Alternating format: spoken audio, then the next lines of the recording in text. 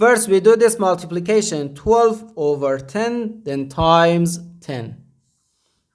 We can easily cancel this 10 and this 10. So here we have just 12.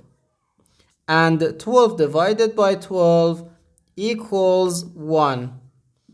But this answer is not correct, because according to the order of operations, multiplication and division have equal priority, and we have to work from left to right. So here, first we have to do this division, then this multiplication. If we do this multiplication before this division, it is wrong.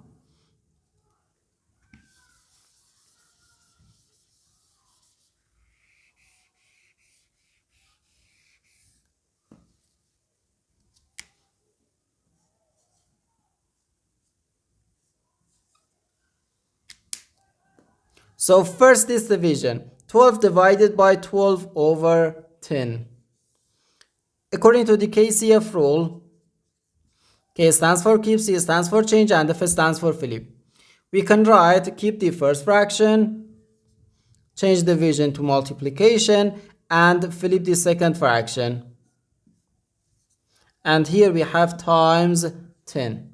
Now, we can easily cancel this 12 and this 12. So we have just 10 times 10, which equals 100. And this is our final answer to this problem. The correct answer is 100.